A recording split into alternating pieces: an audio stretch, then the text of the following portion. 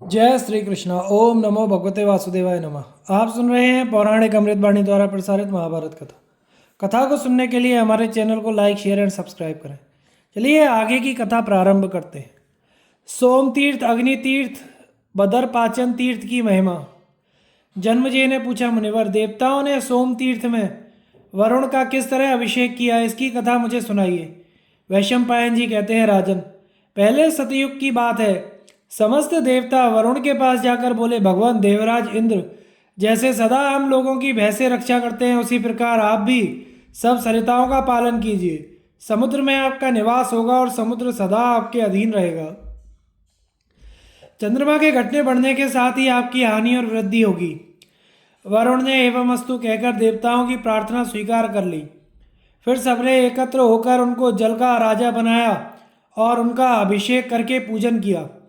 तत्पश्चात वे अपने अपने धाम को चले गए। फिर इंद्र जैसे देवताओं की रक्षा करते हैं, उसी प्रकार वरुण भी नदी, नद, सरोवर तथा समुद्रों की रक्षा करने लगे। उस तीर्थ में पहुंचकर बलराम जी ने स्नान किया और ब्राह्मणों को दान देकर वहां से वे अग्नि तीर्थ में गए। वहीं शमी के भीतर छिप जाने के कारण अग्निदेव किसी को दिखाई नहीं पड़ते थे। उस समय जब संसार का प्रकाश नष्ट हो गया तो सब देवता ब्रह्मा जी के पास उपस्थित हुए और बोले, प्रभु, भगवान अग्निदेव नहीं दिखाई पड़ते, इसका क्या कारण है? कहीं ऐसा ना हो कि अग्नि के अभाव में संपूर्ण प्राणियों का नाश हो जाए, अतः आप अग्निदेव को प्रकट कीजिए। जन्मजय ने पूछा, संपूर्ण जगत को उत्पन्न करने वाले भगवान अग्नि अदृश्य क्यों हो गए थे और देवताओं ने उनका पता किस तरह लगाया? यह सब मुझे ठीक ठीक बताइए। वैशंपायन जी ने कहा, राजन, महर्षि भृगु ने अग्निदेव को शाप दे दिया था। इससे अत्यंत भयभीत होकर वे शमी के भीतर छिप गए। उनके अदृश्य हो जाने पर इंद्र आदि संपूर्ण देवताओं ने अत्यंत दुखी होकर उनकी खोज आरंभ की।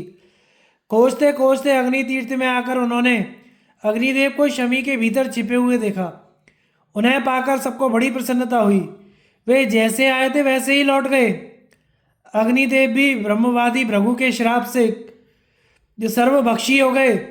फिर उसी तीर्थ में स्नान करने से उन्हें ब्रह्मत्व की प्राप्ति हुई। पूर्व काल में ब्रह्मा जी ने भी सब देवताओं के साथ अग्नि तीर्थ में डुबकी लगाई थी तथा यहाँ भिन्न भिन्न देवताओं के तीर्थों का उद्घाटन किया था। बलराम जी वहाँ स्नान दान करके कौबेर तीर्थ में गए, जहाँ बड़ी भारी तपस्या करके कुबेर धन के स्वामी हुए थे। वहाँ स्नान करके बलराम जी ने ब्राह्मणों को धन दान किया। इसके बाद कुबेर वन में जाकर उस स्थान का दर्शन किया जहाँ कुबेर ने तप किया था। यक्षराज ने वहाँ बहुत से वरदान प्राप्त किए थे। धन का प्रभुत्व, शंकर जी के साथ मित्रता, देवत्व, लोकपालत्व और नलकुबर जैसा पुत्र, यह सब कुछ कुबेर ने वहीं तपस्या करके पाया था। वहीं मरुदगणों ने एकत्रित होकर कुबेर का लोकपाल के पद पर अभिषेक किया और उन्हें यक्षों का राज्य तथा हंसों से जुता हुआ पुष्पक विमान प्रदान किया। बलदेव जी ने वहाँ भी स्नान करके बहुत कुछ दान किया। इसके बाद वे बदर पाचन नामक तीर्थ में गए। वहाँ पूर्व काल में भरद्वाज की अनुपम रूपवती कन्या श्रुतावती ने इंद्र को अपना पति बनाने के लिए उग्र तपस्या की थी। उसने ब्रह्मचर्य का पालन करते हुए बहुत से कठोर नियमों का पालन किया था।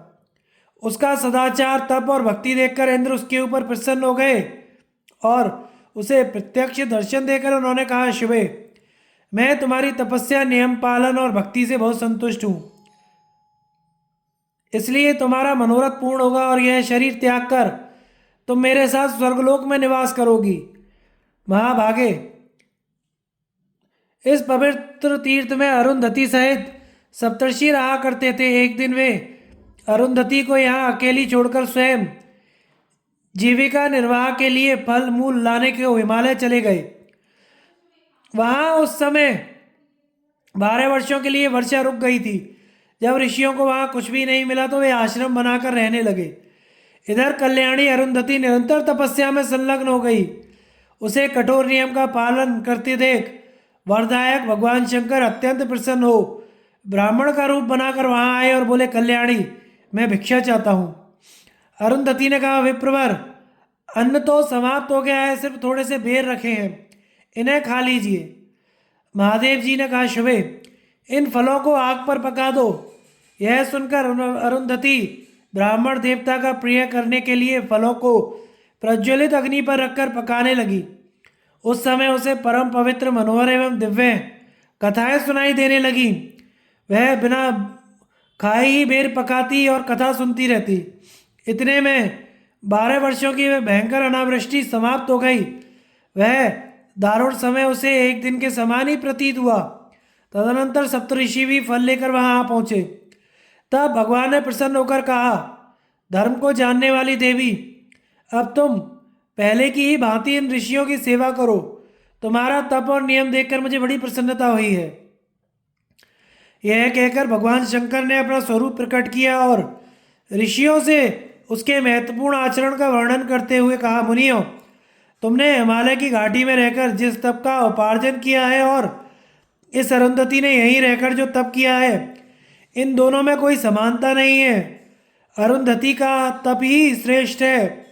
इसने 12 वर्षों तक बिना भोजन किए बेर पकाते हुए दुष्कर तप का अनुष्ठान किया है। इसके बाद उन्होंने पुनः अरुंधति से कहा, कल्याणी, तुम्हारे मन में जो अभिलाषा हो वरदान मांग लो। तब वह बोली, भगवान, यदि आप प्रसन्न हैं तो यह स्थान बदरपाचन नामक तीर्थ हो जाए और सिद्धों तथा देवर्षियों को यह बहुत प्रिय जान पड़े। जो मनुष्य इस तीर्थ में पवित्रता पूर्वक 3 रात्रि निवास या उपवास करे, उसे 12 वर्षों तक तीर्थ सेवन एवं उपवास करने का फल प्राप्त हो।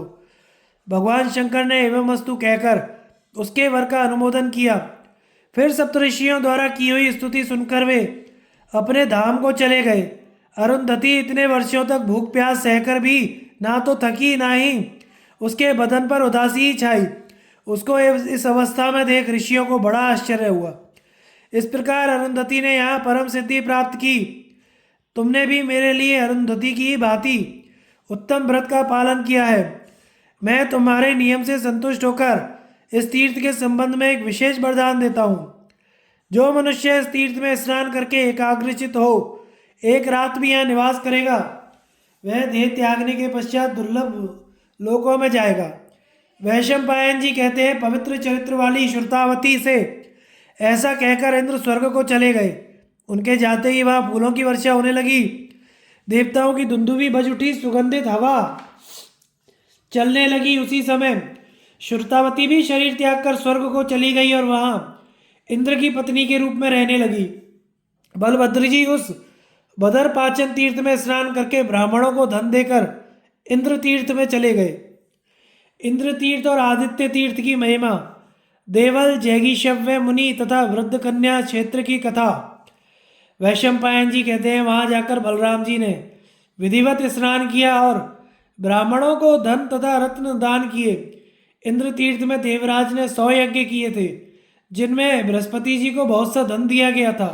अनेकों प्रकार की दक्षिणाएं बांटी गई थी। इस प्रकार 100 यज्ञ पूर्ण करके इंद्र शत क्रतु नाम से विख्यात हुए। उन्हीं के नाम पर वह परम पवित्र, कल्याणकारी एवं सनातन तीर्थ इंद्र तीर्थ कहलाने लगा। वहाँ स्नान दान करने के पश्चात बलराम जी राम तीर्थ में पहुंचे, जहाँ परशुराम ने अनेकों बार क्षत्रियों का संहार करके इस पृथ्वी पर विजय पाई और कश्यप मुनि को आचार्य बनाकर वाजपेयी तथा 100 अश्वमेघ यज्ञ किए। उन्होंने समुद्र सहित संपूर्ण पृथ्वी ही दक्षिणा के रूप में दे दी थी और भी नाना प्रकार के दान देकर वे वन में चले गए थे। उस पावन तीर्थ में रहने वाले मुनियों को सादर प्रणाम करके बलराम जी यमुना तीर्थ में आए, जहाँ वरुण ने राजसूय यज्ञ किया। वहाँ ऋषियों की पूजा करके उन्होंने सबको संतुष्ट किया तथा दूसरे याचकों को भी उनकी इच्छा अनुसार दान दिया।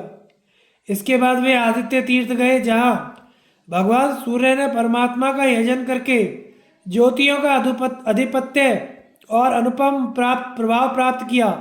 इनके सिवा इंद्र आदि संपूर्ण देवता, विश्वदेव, मरुदगण, गंधर्व, अप्सरा, द्वैपायन, व्यास, शुकदेव तथा दूसरे अनेक योग सिद्ध महात्माओं ने भी सरस्वती के उस पवित्र तीर्थ में सिद्धि प्राप्त की। पूर्व काल में वहाँ देवल मुनि गृहस्थ धर्म का आश्रय लेकर रहते थे। वे बड़े धर्मात्मा तथा तपस्वी थे। मन, वाणी तथा क्रिया से भी समस्त जीवों के प्रति समान भाव रखते थे। क्रोध तो उन्हें छू नहीं गया था। उनकी कोई निंदा करे या स्तुति, वे सबको समान समझते थे। अनुकूल या प्रतिकूल वस्तु की प्राप्ति होने से उनकी वृत्ति एक ही रहती थी। वे धर्मराज के समान समदर्शी थे। स्वर्ण और मिट्टी के ढेले को एक ही नज़र से देखते थे। देवता, अतिथि तथा ब्राह्मणों की सदा पूजा किया करते थे। प्रतिदिन ब्रह्मचर्य की रक्षा करते हुए धर्माचरण में संलग्न रहते थे। एक दिन जैगी शब्य मुनि उस तीर्थ में आए और अपनी योग शक्ति से भिक्षुक का वेश बनाकर देवल के आश्रम पर रहने लगे। महर्षि जैगी शब्य सिद्धि प्राप्त योगी थे और सदा ही योग में उनकी स्थिति रहती थी। यद्यपि जैगी शब्य देवल के आश्रम पर ही रहते थे, तो भी देवल मुनि इन्हें दिखाकर योग साधना नहीं करते थे। इस तरह दोनों को वहाँ रहते हुए बहुत समय बीत गया। तदनंतर कुछ काल तक ऐसा हुआ कि जैगी शव्य मुनि सदा नहीं दिखाई देते, केवल भोजन के समय ही देवल के आश्रम पर उपस्थित होते। उस समय देवल अपनी शक्ति के अनुसार शास्त्रीय विधि से उनका पूजन एवं आतिथ्य सत्कार करते। यह नियम भी बहुत वर्षों तक चला। एक दिन जैगी शव्य मुनि को देखकर देवल के मन में बड़ी चिंता हुई। उन्होंने सोचा, इनकी पूजा करते करते कितने ही वर्ष बीत गए, मगर ये भिक्षु आज तक मुझसे एक बात भी नहीं बोले। यही सोचते हुए वे कलश हाथ में ले आकाश मार्ग से समुद्र तट की ओर चल दिए। वहां जाकर देखा तो भिक्षु महोदय पहले से ही समुद्र तट पर मौजूद थे। अब उन्हें चिंता के साथ आश्चर्य भी हुआ। सोचने लगे, पहले ही कैसे आ पहुंचे, इन्होंने तो स्नान भी समाप्त कर लिया। तदनंतर महर्षि देवल ने भी विधिवत स्नान करके गायत्री मंत्र का जाप किया और नित्य नियम जब समाप्त हो गए तो वे पुनः आश्रम की ओर चले। वहां पहुंचते ही उन्हें जैगी शव्य मुनि बैठे दिखाई पड़े। अब देवल मुनि पुनः विचार में पड़ गए, मैंने तो इन्हें समुद्र तट पर देखा था, ये आश्रम पर कब और कैसे आ गए। यह सोचकर उनके मन में जैगी शव्य को ठीक ठीक जानने की इच्छा हुई। फिर तो वे उस आश्रम से आकाश की ओर उड़े और ऊपर जाकर उन्हें बहुत से अंतरिक्षचारी सिद्धों का दर्शन हुआ। साथ ही उन सिद्धों के द्वारा पूजे जाते हुए जैगी शव्य मुनि भी दिखाई पड़े। इसके बाद देवल ने उन्हें स्वर्गलोक जाते देखा। वहां से पितृलोक में, पितृलोक से यमलोक में, वहां से चंद्रलोक में, चंद्रलोक से एकांत में यज्ञ करने वाले अग्निहोत्रियों के उत्तम लोक में उन्हें गमन करते देखा। इसी तरह दर्श पौर्णमास याग करने वालों के लोकों में तथा अन्य बहुतरे लोकों में भी वे जाते दिखाई पड़े। रुद्रों, वसुओं तथा बृहस्पति के स्थान पर भी वे पहुंच पाए गए। तत्पश्चात वे पतिव्रताओं के लोकों में जाकर अंतर्ध्यान हो गए। फिर देवल मुनि उन्हें ना देख सके। तब उन्होंने जैगी शव्य के प्रभाव, व्रत, अनुपम योग सिद्धि के विषय में विचार करते हुए सिद्धों से पूछा, अब मुझे महान तेजस्वी जैगी शव्य नहीं दिखाई देते, आप लोग उनका पता बतावें। सिद्धों ने कहा, देवल, जैगी शव्य ब्रह्मलोक में चले गए, वहां तुम्हारी गति नहीं है। सिद्धों की बात सुनकर देवल मुनि क्रमशः नीचे के लोकों में होते हुए भूमि पर उतरने लगे। जब अपने आश्रम में पहुंचे तो वहां पहले से ही बैठे हुए जैगी शव्य पर उनकी दृष्टि पड़ी। वे उनके तप और योग का प्रभाव देख चुके थे, इसलिए अपनी धर्मयुक्त शुद्ध बुद्धि से कुछ देर विचार किया और फिर विनयावनत होकर वे मुनि की शरण में गए और बोले, भगवान, मैं मोक्ष धर्म का आश्रय लेना चाहता हूँ। उनकी बात सुनकर और संन्यास लेने का विचार जानकर जैगी शव्य ने उन्हें ज्ञानोपदेश किया। साथ ही योग की विधि बताकर शास्त्र के अनुसार कर्तव्य अकर्तव्य का भी उपदेश दिया। मुनिवर देवल ने भी गृहस्थ धर्म का परित्याग करके मोक्ष धर्म में प्रीति लगाई और परासिद्धि एवं परम योग को प्राप्त किया।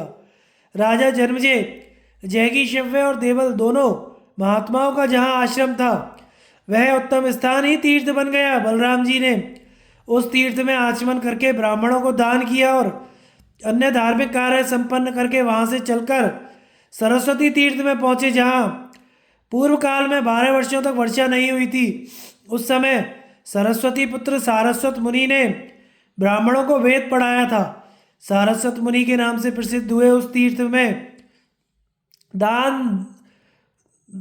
धन दान करके बलराम जी वहां से आगे बढ़े और जहाँ वृद्ध कन्या ने तप किया था उस प्रसिद्ध तीर्थ में जा पहुँचे। जन्मजय ने पूछा, मुने, पूर्व काल में कुमारी ने किस उद्देश्य से तप किया था और उस तप में किन नियमों का पालन किया गया था? जिस प्रकार वह तपस्या में प्रवृत्त हुई उसका सारा वृत्तांत सुनाइए। वैशंपायन जी ने कहा, राजन, प्राचीन काल में कुणिगर्ग नामक महान यशस्वी ऋषि हो गए हैं। उन्होंने बड़ी तपस्या करके मन से एक सुंदरी कन्या उत्पन्न की। पुत्री को देखकर मुनि को बड़ी प्रसन्नता हुई। कुछ काल के पश्चात वे शरीर को त्याग कर स्वर्ग चले गए। अब आश्रम का भार उस कन्या के ऊपर ही आ पड़ा। वह बहुत कलेश उठाकर उग्र तपस्या में संलग्न हुई और निरंतर उपवास करती हुई पितरों तथा देवताओं की पूजा करने लगी। उसे उग्र तपस्या करते बहुत समय बीत गया और वह बूढ़ी और दुबली हो गई। तब उसने परलोक में जाने का विचार किया। उसकी देह त्याग की इच्छा देख नारद जी ने आकर कहा, देवी, तुम्हारा तो अभी संस्कार विवाह ही नहीं हुआ है, फिर तुम्हें उत्तम लोक कैसे मिल सकते हैं? यह बात मैंने देवलोक में सुनी है कि तुमने तपस्या तो बहुत बड़ी की, पर तुम्हें उत्तम लोकों पर अधिकार प्राप्त नहीं हो सका। नारद जी की बात सुनकर वह ऋषियों की सभा में जाकर बोली, जो कोई मेरा पाणी ग्रहण करेगा उसे मैं अपनी तपस्या का आधा भाग दे दूंगी।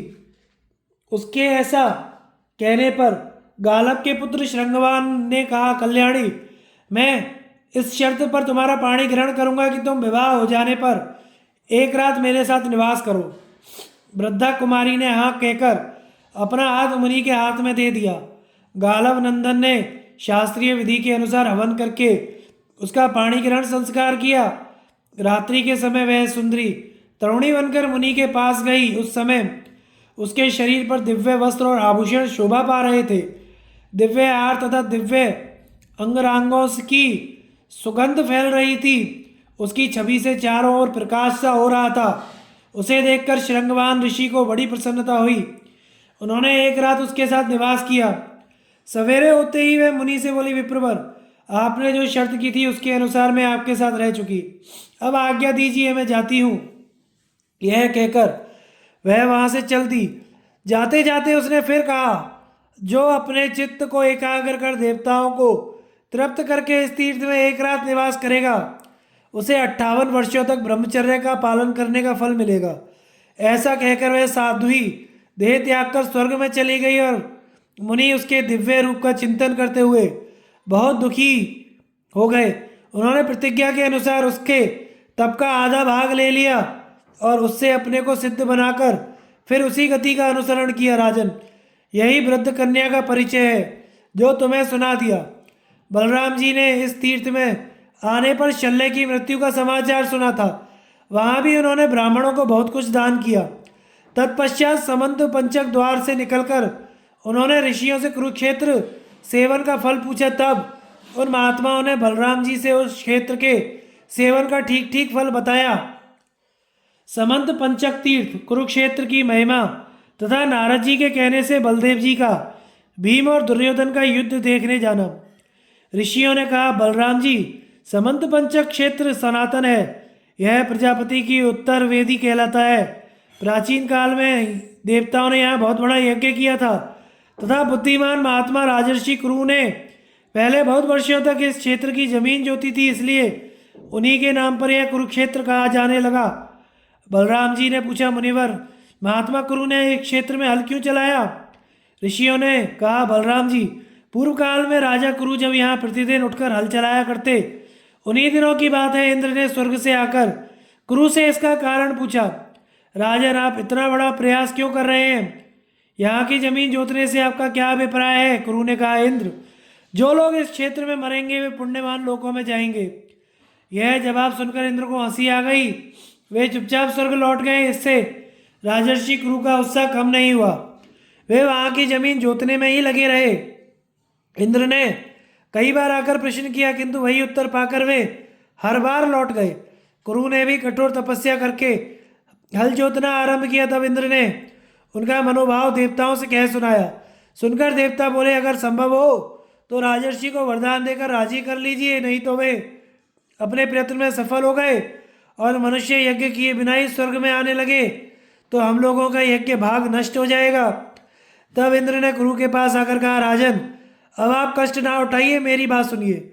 मैं वरदान देता हूँ कि जो मनुष्य या पशु यहाँ निराहार रहकर या युद्ध में मारे जाकर शरीर त्याग करेंगे, वे स्वर्ग के अधिकारी होंगे। राजा कुरु ने बहुत अच्छा कहकर इंद्र की आज्ञा स्वीकार की और इंद्र भी राजा की अनुमति लेकर प्रसन्नतापूर्वक स्वर्ग को चले गए। बलराम जी इस प्रकार शुभ उद्देश्य से राजर्षि कुरु ने इस क्षेत्र को जोता था। पृथ्वी पर इससे बढ़कर कोई पवित्र स्थान नहीं है। जो मनुष्य यहाँ तप करेंगे वे देह त्याग के पश्चात ब्रह्मलोक में जाएंगे। जो दान करेंगे उनका दिया हुआ 1000 गुना होकर फल देगा। जो सदा यहाँ निवास करेंगे उन्हें यमराज के राज्य में नहीं जाना पड़ेगा। यदि राजा लोग यहाँ आकर बड़े बड़े यज्ञ करें, जो जब तक यह पृथ्वी कायम रहेगी तब तक के लिए उन्हें स्वर्ग में रहने का सौभाग्य प्राप्त होगा।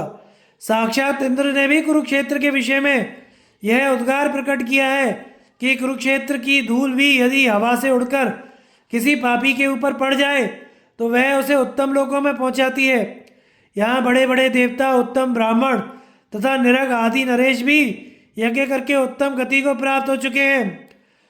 तरंतुक से लेकर आरंतुक तक तथा राम हृदय से आरंभ करके यम चक्र कतक के बीच का जो स्थान है वही कुरुक्षेत्र एवं समंत पंचक तीर्थ है। इसे प्रजापति की उत्तर वेदी भी कहते हैं। यह क्षेत्र बहुत ही पवित्र एवं कल्याणकारी है। देवताओं ने भी इसका सम्मान किया है।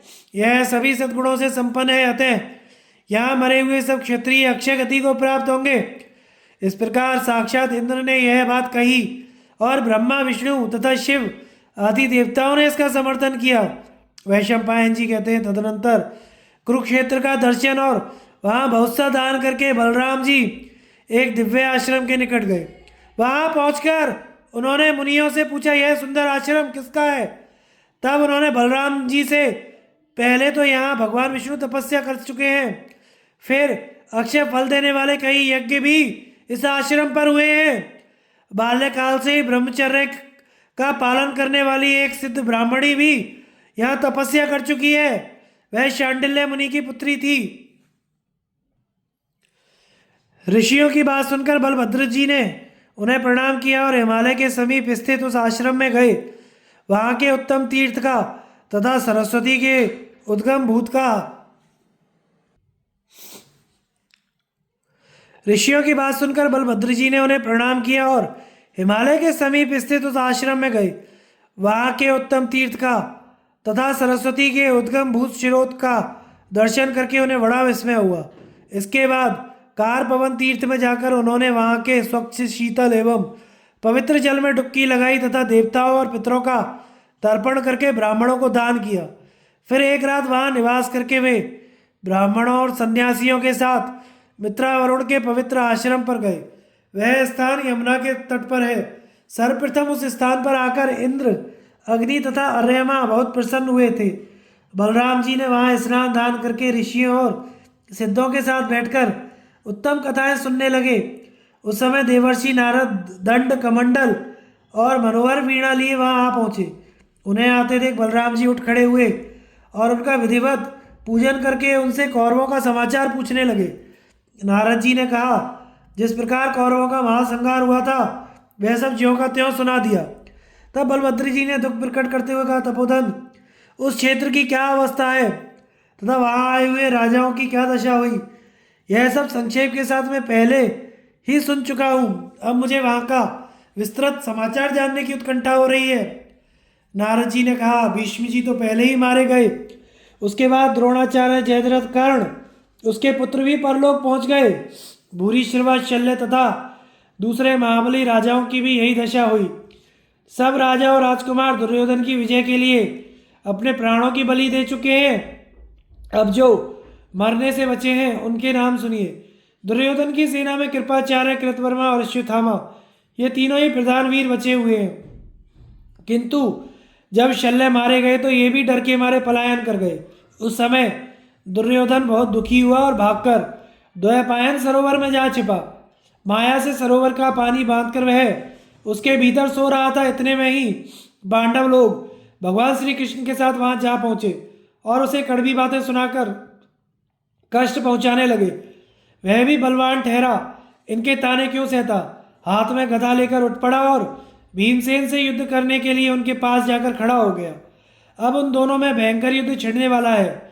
यदि आप भी देखने को उत्सुक हों तो शीघ्र जाइए, विलंब ना कीजिए, अपने दोनों शिष्यों का युद्ध देखिए।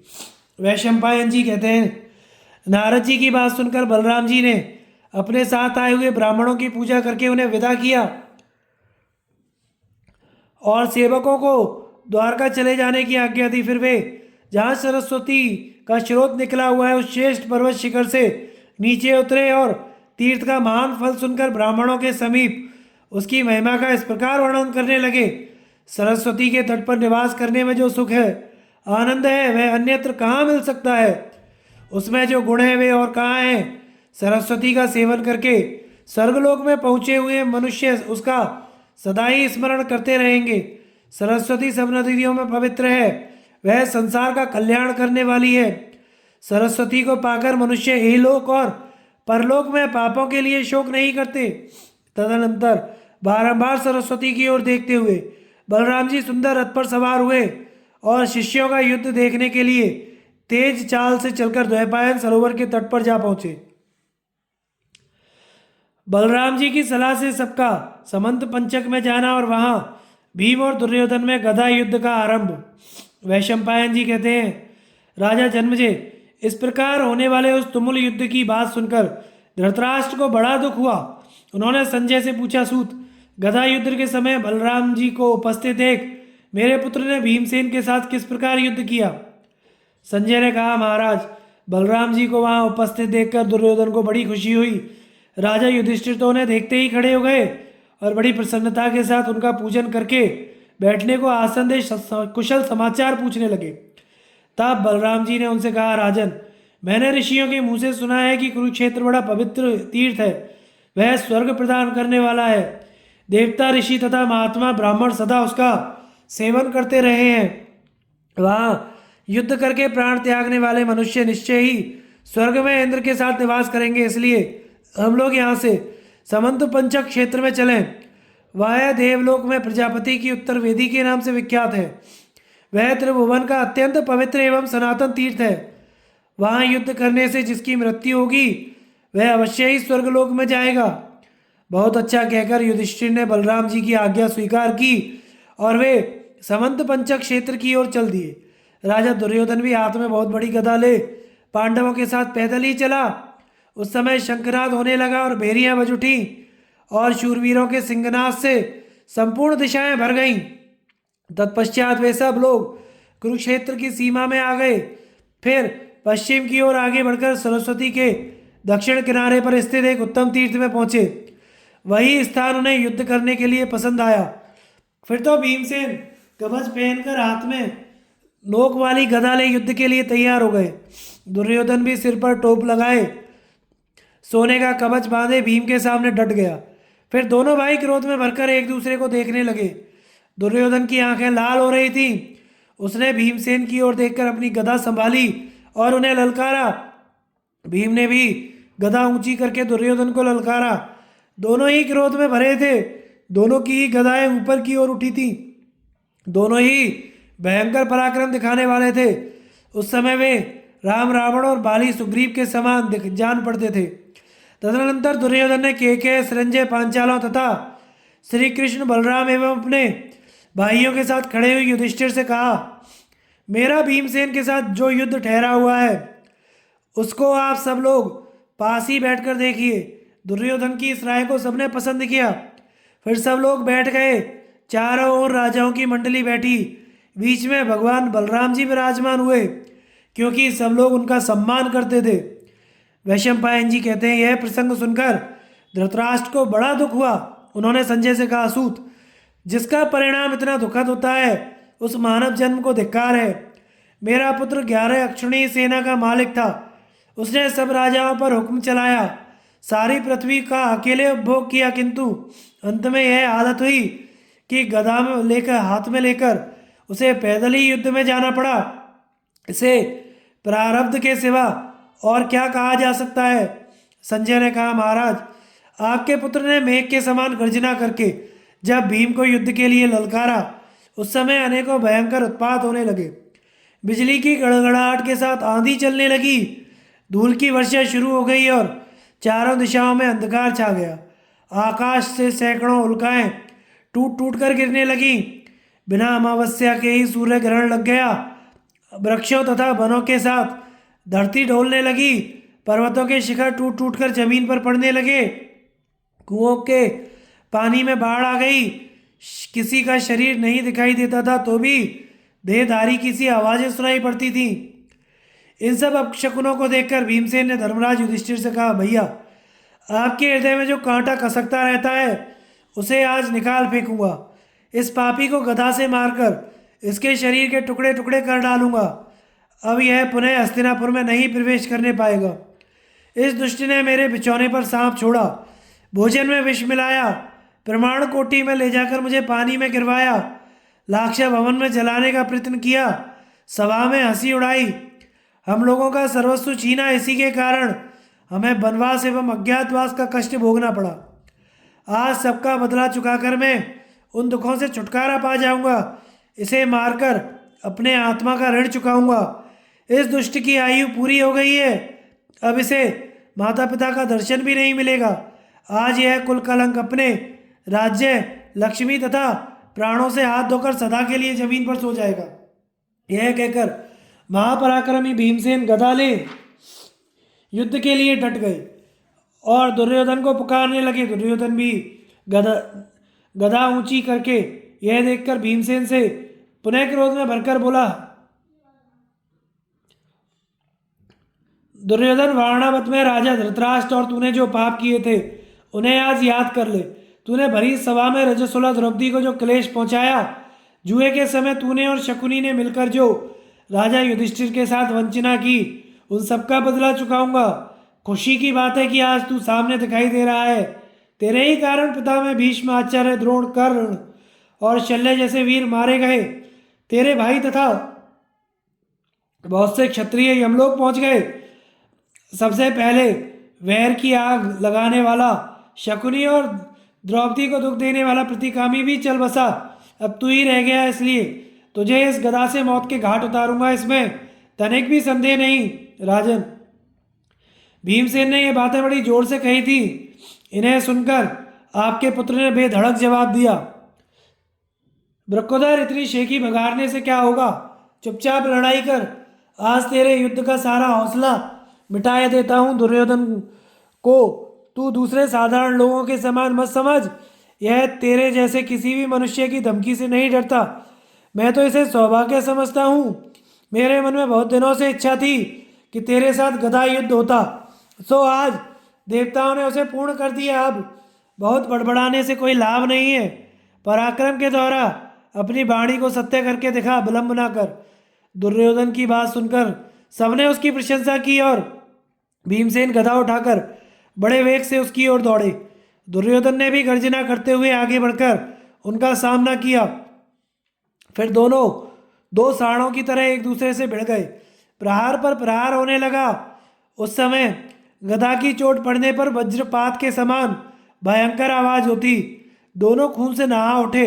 उनके रक्तरंजित शरीर खिले हुए ढाक के वृक्षों जैसे दिखाई देने लगे। लड़ते लड़ते दोनों ही थक गए। फिर दोनों ने ही घड़ी भर विश्राम किया। इसके बाद दोनों ही अपनी अपनी गदाएं उठाकर आपस में युद्ध करने लगे। भीम और दुर्योधन का भयंकर गदा युद्ध। संजय कहते हैं, महाराज, उन दोनों भाइयों में जब पुनः भिड़ंत हुई तो दोनों के चूकने का अवसर देखते हुए पैंतरे बदलने लगे। दोनों की गदाएं यमदंड और वज्र के समान भयंकर दिखाई देती थी। भीमसेन जब अपनी गदा को घुमाकर प्रहार करते उस समय की भयंकर आवाज एक मुहूर्त तक गूंजती रहती। यह देखकर दुर्योधन को बड़ा विस्मय होता। नाना प्रकार के पैंतरे दिखाकर चारों ओर चक्कर लगाते हुए भीमसेन की उस समय अपूर्व शोभा हो रही थी। दोनों एक दूसरे से भिड़कर अपनी अपनी बचाव का प्रयत्न करते। तरह तरह के पैंतरे बदलना, चक्कर देना, शत्रु पर प्रहार करना, उसके प्रहार को बचाना या रोकना तथा आगे बढ़कर पीछे हटना, वेग से शत्रु पर धावा करना, उसके प्रयत्न को निष्फल कर देना, सावधानी पूर्वक एक स्थान पर खड़ा होना, सामने आते ही शत्रु से युद्ध छेड़ना, प्रहार के लिए चारों ओर घूमना, शत्रु को घूमने से रोकना, नीचे कूदकर शत्रु का वार बचाना, तिरछी गति से उछलकर प्रहार करना और प्रहार से बचना, पास जाकर और दूर हटकर शत्रु के ऊपर प्रहार करना इत्यादि बहुत सी क्रियाएं दिखाते हुए दोनों लड़ रहे थे। दोनों ही प्रहार करते हुए एक दूसरे को चकमा देने की कोशिश करते, युद्ध का खेल दिखाते हुए सहसा गदाओं की चोट कर बैठते। इस प्रकार उनमें इंद्र और वृतासुर की भांति भयंकर युद्ध चल रहा था। दोनों ही अपने अपने मंडल में खड़े थे। दाएं मंडल में दुर्योधन था, बाएं में भीमसेन। उस समय दुर्योधन ने भीमसेन की पसली में गदा मारी, परंतु भीमसेन ने उसके प्रहार को कुछ भी ना गिनकर यमदंड के समान भयंकर गदा घुमाई और उसे दुर्योधन पर दे मारा। यह देखकर दुर्योधन ने भी अपनी भयंकर गदा उठाकर पुनः भीमसेन पर प्रहार किया। गदा प्रहार करते समय बड़े जोर का शब्द होता और आग की चिंगारियां छूटने लगती। दुर्योधन भी अपने युद्ध कौशल का परिचय देता हुआ भीमसेन से अधिक शोभा पाने लगा। भीमसेन भी बड़े वेग से गदा घुमाने लगे। इतने में ही आपका पुत्र दुर्योधन युद्ध के कई पैंतरे दिखाता हुआ भीम पर टूट पड़ा। भीम ने भी क्रोध में भरकर उसकी गदा पर ही आघात किया। दोनों की गदाओं के टकराने से भयानक आवाज हुई और चिंगारियां छूटने लगी। भीमसेन ने बड़े वेग से गदा छोड़ी। वह ज्यों ही नीचे गिरी, वहां की धरती कांप उठी। यह देख दुर्योधन ने भीमसेन के मस्तक पर गदा का प्रहार किया, किंतु भीमसेन तनिक भी घबराए नहीं। यह एक अद्भुत बात थी। तत्पश्चात भीमसेन ने आपके पुत्र पर बड़ी भारी गदा चलाई, किंतु दुर्योधन फुर्ती से इधर उधर होकर उसके प्रहार से बच गया। इससे लोगों को बड़ा आश्चर्य हुआ। अब उसने भीमसेन की छाती पर गदा मारी। उसकी चोट से भीम को मूर्छा आ गई और एक क्षण तक उन्हें अपने कर्तव्य का ज्ञान न रहा, किंतु थोड़ी देर में उन्होंने अपने को संभाल लिया और दुर्योधन की पसली में बड़ी जोर से गदा मारी। उस प्रहार से व्याकुल हो आपका पुत्र जमीन पर घुटने टेक कर बैठ गया। उसे इस अवस्था में देखकर संजयों ने हर्ष ध्वनि की। तब दुर्योधन क्रोध से जल उठा और महान सर्प की भांति फुंकारें मारने लगा। उसने भीमसेन की ओर इस तरह देखा मानो उन्हें भस्म कर डालेगा। उनकी खोपड़ी कुचल डालने के लिए वह हाथ में गदा लिए उनकी ओर दौड़ा। पास पहुंचकर उसने भीम के ललाट पर गदा का आघात किया, किंतु भीम पर्वत के समान अविचल भाव से खड़े रहे। इस प्रकार का उन पर कोई असर नहीं हुआ। तदनंतर उन्होंने भी दुर्योधन के ऊपर अपनी लोहमयी गदा का प्रहार किया। उसकी चोट से आपके पुत्र की नस नस ढीली हो गई। वह कांपता हुआ पृथ्वी पर जा पड़ा। यह देखकर पांडव हर्ष में भरकर सिंहनाद करने लगे। कुछ देर में जब दुर्योधन को होश हुआ तो वह उछलकर खड़ा हो गया और एक सुशिक्षित योद्धा की भांति रणभूमि में विचरने लगा। घूमते घूमते मौका पाकर उसने सामने खड़े हुए भीमसेन को गदा से मारा। उसकी चोट खाकर सारा शरीर शिथिल हो गया और वे धरती चूमने लगे। भीम को गिराकर दुर्योधन दहाड़ने लगा। उसकी गदा के आघात से भीम के कवच के चिथड़े उड़ गए। उनकी ऐसी अवस्था देखकर पांडवों को बड़ा भय हुआ, किंतु एक ही मुहूर्त में भीम की चेतना पुनः लौट आई। उन्हें खून से भीगे हुए दे अपने मुख को पहुंचा और धैर्य धारण करके आंखें खोली। फिर बलपूर्वक अपने को संभाल कर खड़े हो गए। उन दोनों के युद्ध को बढ़ता देख अर्जुन ने भगवान श्री कृष्ण से कहा, जनार्दन, इन दोनों वीरों में आप किसको बड़ा मानते हैं और किसमें कौन सा गुण अधिक है, मुझे यह बताइए। भगवान बोले, शिक्षा तो इन दोनों को एक सी मिली है, किंतु भीमसेन बल में अधिक हैं और अभ्यास तथा प्रयत्न में दुर्योधन बढ़ा चढ़ा है। यदि भीमसेन धर्मपूर्वक युद्ध करेंगे तो नहीं जीत सकते। इन्होंने जुए में यह प्रतिज्ञा की है कि मैं युद्ध में गदा मारकर दुर्योधन की जांघें तोड़ डालूंगा। आज ये उस प्रतिज्ञा का पालन करें अर्जुन। मैं फिर भी यह कहे बिना नहीं रह सकता कि धर्मराज के कारण हम लोगों पर पुनः भय आ पहुंचा है। बहुत प्रयास करके भीष्म आदि कौरव वीरों को मारकर हमें विजय और यश की प्राप्ति हुई थी, किंतु युधिष्ठिर ने उस विजय को फिर से संदेह में डाल दिया है। एक की ही हार जीत से सबकी हार जीत की शर्त लगाकर इन्होंने जो भयंकर युद्ध को जुए का दांव बना डाला, यह इनकी बड़ी भारी मूर्खता है। दुर्योधन युद्ध की कला जानता है, वीर है और एक निश्चय पर डटा हुआ है। इस विषय में शुक्राचार्य का कहा हुआ एक श्लोक सुनने में आता है जिसमें नीति का तत्व भरा हुआ है। मैं उसका भावार्थ तुम्हें सुना रहा हूं।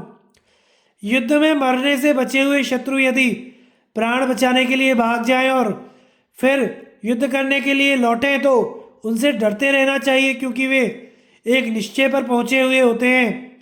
उस समय वे मृत्यु से भी नहीं डरते। जो जीवन की आशा छोड़कर साहसपूर्वक युद्ध में कूद पड़े उनके सामने इंद्र भी नहीं ठहर सकते। दुर्योधन की सेना मारी गई थी, वह परास्त हो गया था और अब वह राज्य मिलने की आशा ना होने के कारण वन में चला जाना चाहता था, इसीलिए भागकर पोखरे में छुपा था। ऐसे हताश शत्रु को कौन बुद्धिमान द्वंद्व युद्ध के लिए आमंत्रित करेगा। अब तो मुझे यह भी संदेह होने लगा है कहीं दुर्योधन हम लोगों के जीते हुए राज्य को फिर से ना हथिया ले। भीम के प्रहार से दुर्योधन की जंघाओं का टूटना, भीम द्वारा दुर्योधन का तिरस्कार और युधिष्ठिर का विलाप। संजय कहते हैं भगवान श्री कृष्ण की यह बात सुनकर अर्जुन भीमसेन को देखते देखते अपनी बाईं जंघा ठोकने लगे। भीम ने उनके संकेत को समझ लिया, फिर वे गदा लिए अनेकों पैंतरे बदलते हुए रणभूमि में विचरने लगे। उस समय शत्रु को चकमा देने के लिए वे दाएं बाएं तथा वक्र गति से घूम रहे थे। इसी तरह आपका पुत्र भी भीम को मार डालने की इच्छा से बड़ी फुर्ती के साथ तरह तरह की चालें दिखा रहा था। दोनों ही चंदन और अगर से चर्चित हुई अपनी भयंकर गदाएं घुमाते हुए आपस के वैर का अंत कर डालना चाहते थे। जब उनकी गदाएं टकराती तो आग की लपटें निकलने लगती थी, उनसे वज्रपात के समान भयंकर आवाज होती। लड़ते लड़ते जब थक जाते तो दोनों ही घड़ी भर विश्राम करते और फिर गदा उठाकर एक दूसरे से भिड़ जाते। गदा के भयंकर प्रहार ने से दोनों के शरीर जर्जर हो रहे थे। दोनों ही खून में लथपथ थे। उन्हें देखकर ऐसा जान पड़ता था मानो हिमालय पर ढाक के दो वृक्ष फूले हुए हों। अर्जुन ने भीम को जो इशारा किया उसे दुर्योधन कुछ कुछ समझ गया था, इसलिए वह सहसा उनके पास से दूर हट गया। जब वह निकट था उसी समय भीमसेन ने बड़े वेग से उस पर गदा चलाई, किंतु वह अपने स्थान से एकाएक हट गया, इसलिए गदा उसे ना लगकर जमीन पर जा पड़ी। इस प्रकार उनके प्रहार को बचाकर दुर्योधन ने भीम पर स्वयं गदा का वार किया। भीमसेन को गहरी चोट लगी, उनके शरीर से खून की धारा बह निकली। वे मूर्छित से हो गए, किंतु दुर्योधन को उनकी मूर्छा का पता ना चला, क्योंकि भीम अत्यंत वेदना सहकर भी अपने शरीर को संभाले हुए थे। दुर्योधन ने यही समझा कि अब भीमसेन प्रहार करेंगे, इसलिए उनके ऊपर पुनः प्रहार नहीं किया। वह अपने बचाव की फिक्र में पड़ गया। थोड़ी ही देर में भीमसेन पूरी तरह संभल गए तो उन्होंने दुर्योधन पर बड़े वेग से आक्रमण किया। उन्होंने क्रोध में भरकर आते देख दुर्योधन ने उनके प्रहार को व्यर्थ करने का विचार किया और अवस्थान नामक दांव खेलकर भीम को धोखे में डालने के लिए ऊपर उछल जाना चाहा। भीम ने उसका मनोभाव ताड़ लिया, इसलिए सिंह के समान गर्जना करके उसके ऊपर टूट पड़े। वह कूदना ही चाहता था कि भीम ने उसकी जांघों पर बड़े वेग से गदा मारी। उस वज्र सरीखी गदा ने आपके पुत्र की दोनों जांघें तोड़ डाली। वह आर्तनाद करता हुआ जमीन पर गिर पड़ा। जो एक दिन संपूर्ण राजाओं का राजा था, उस वीर दुर्योधन के गिरते ही बड़े जोर की आंधी चली, बिजली कौंधने लगी, धूल की वर्षा शुरू हो गई तथा वृक्षों और पर्वतों सहित सारी पृथ्वी कांप उठी। धूल के साथ रक्त की भी वर्षा होने लगी। आकाश में यक्षों और राक्षसों तथा पिशाचों का कोलाहल सुनाई देने लगा। बहुत से हाथ पैरों वाले भयंकर कबंध नाचने लगे। कुओं और तालाबों में खून उफनाने लगा। नदियां अपने उद्गम की ओर बहने लगी। स्त्रियों में पुरुषों का और पुरुषों में स्त्रियों का सा भाव आ गया। इस तरह नाना प्रकार के अद्भुत उत्पात दिखाई देने लगे। देवता, गंधर्व, अप्सराएं, सिद्ध, चारण लोग आपके दोनों पुत्रों के अद्भुत संग्राम की चर्चा करते हुए जहां से आए थे वहीं चले गए। संजय कहते हैं महाराज, आपके पुत्र को इस प्रकार भूमि पर पड़ा देख पांडवों तथा सोमकों को बड़ी प्रसन्नता हुई। तदनंतर प्रतापी भीमसेन दुर्योधन के पास जाकर बोले, अरे मूर्ख, पहले भरी सभा में तूने जो एक वस्त्रा द्रौपदी की हंसी उड़ाई थी, हम लोगों को बैल कहकर अपमानित किया था, उस अपमान का फल आज भोग। यों कहकर उन्होंने बाएं पैर से दुर्योधन के मुकुट को ठुकरा दिया और उसके सिर को भी पैर से दबाकर रगड़ डाला। इसके बाद जो कुछ कहा वह भी सुनिए। हम लोगों ने शत्रुओं को दबाने के लिए छल कपट से काम नहीं लिया, आग में जलाने की कोशिश नहीं की, ना जुआ खेला, ना ही कोई धोखाधड़ी की, केवल अपने बाहुबल के भरोसे दुश्मनों को पछाड़ा है। ऐसा कहकर भीमसेन खूब हंसे। फिर युधिष्ठिर, श्री कृष्ण, अर्जुन, नकुल, सहदेव तथा संजय वीरों से धीरे धीरे बोले, आप लोग देखते हैं ना, जो रजस्वला अवस्था में द्रौपदी को सभा के भीतर घसीट लाए थे और जिन्होंने उसे नंगी करने का प्रयत्न किया था, वे धृतराष्ट्र के सभी पुत्र पांडवों के हाथों मारे गए। यह द्रौपद कुमारी की तपस्या का फल है। जिन्होंने हमें तैलहीन तिल के समान सारीन एवं नपुंसक कहा था, उन सबको सेवकों तथा संबंधियों सहित मौत के घाट उतार दिया गया। इसके बाद भीम ने दुर्योधन के कंधे पर रखी हुई गदा ले ली और उसे कपटी कहकर पुनः उसके मस्तक को अपने बाएं पैर से दबाया, किंतु उनके इस बर्ताव को धर्मात्मा सोमकों ने पसंद नहीं किया। उस समय धर्मराज युधिष्ठिर ने भी उनसे कहा, भैया भीम, तुमने अपने वैर का बदला ले लिया, तुम्हारी प्रतिज्ञा भी पूरी हो गई, अब तो शांत हो जाओ। दुर्योधन के मस्तक को पैर से ना टुकराओ, धर्म का उल्लंघन ना करो। एक दिन वह 11 अक्षौणी सेना का स्वामी था, कौरवों का राजा था, अपना कुटुंब भी रहा है, अतः पैर से इसका स्पर्श नहीं करना चाहिए। इसके भाई और मंत्री मारे गए, सेना भी नष्ट हो गई और स्वयं भी युद्ध में मारा गया, अतः यह सब प्रकार से शोचनीय है, दया का पात्र है। इसकी हंसी नहीं उड़ानी चाहिए। सोचो तो, इसकी संतानें नष्ट हो गई, अब इसे पिंड देने वाला भी कोई ना रहा, इसके सिवा अपना भाई ही तो है। क्या इसके साथ यह बर्ताव उचित था? इसे पैरों से ठुकराकर तुमने न्याय नहीं किया। भीमसेन, तुम्हें तो लोग धार्मिक बताते हैं, फिर तुम राजा का अपमान क्यों करते हो? भीमसेन से ऐसा कहकर युधिष्ठिर दुर्योधन के निकट गए और बहुत दुख प्रकट करते हुए गदगद कंठ से बोले, तात, तुम हम लोगों पर क्रोध ना करना, अपने लिए भी शोक ना करना, क्योंकि सब प्राणियों को अपने पूर्व जन्म में किए हुए कर्मों का भयंकर परिणाम भोगना पड़ता है। तुम अपने ही अपराध से इतने बड़े संकट को मोल लिया है, लोभ, मद और मूर्खता के कारण। मित्रों, भाइयों, चाचाओं, पुत्रों तथा पौत्रों को मरवाकर अंत में तुम स्वयं भी मौत के मुख में जा पड़े। तुम्हारे ही अपराध से हमें तुम्हारे महारथी भाइयों तथा अन्य कुटुंबियों का वध करना पड़ा है। वास्तव में प्रारब्ध को कोई टाल नहीं सकता। भैया, तुम्हें अपने आत्मा के कल्याण के विषय में शोक नहीं करना चाहिए। तुम्हारी मृत्यु इतनी उत्तम हुई है जिसकी दूसरे लोग इच्छा करते हैं। इस समय तो हम ही लोग सब तरह से शोक के योग्य हो गए, क्योंकि अब हमें अपने प्यारे बंधुओं के वियोग में बड़े दुख के साथ जीवन बिताना होगा। जब भाइयों, पुत्रों और पौत्रों की विधवा स्त्रियां शोक में डूबी हुई हमारे सामने आएंगी, उस समय हम कैसे उनकी ओर देख सकेंगे? राजन, तुमने तो अकेले स्वर्ग की राह ली, निश्चय ही तुम्हें स्वर्ग में स्थान मिलेगा। यह कहकर धर्मपुत्र युधिष्ठिर शोक से आतुर हो गए और लंबी लंबी सांसें भरते हुए देर तक विलाप करते रहे। क्रोध में भरे हुए बलराम को श्री कृष्ण का समझाना, युधिष्ठिर के साथ श्री कृष्ण तथा भीमसेन की बातचीत। धृतराष्ट्र ने कहा, संजय, जब राजा दुर्योधन अधर्मपूर्वक मारा गया उस समय बलभद्र जी ने क्या कहा? वे तो गदाई युद्ध के विशेषज्ञ हैं, यह अन्याय देखकर चुप ना रहे होंगे, अतः उन्होंने यदि कुछ किया हो तो बताओ। संजय ने कहा, महाराज, भीमसेन ने आपके पुत्र की जांघों में प्रहार किया, यह देख महाबली बलराम जी को बड़ा क्रोध हुआ। उन्होंने सब राजाओं के बीच अपना हाथ उठाकर भयंकर आर्तनाद करते हुए कहा, भीमसेन, तुम्हें धिक्कार है, धिक्कार है। बड़े अफसोस की बात है कि इस युद्ध में भी नाभि के नीचे के अंग में गदा का प्रहार किया गया। आज भीम ने जैसा अन्याय किया है वह गदा युद्ध में पहले कभी नहीं देखा गया।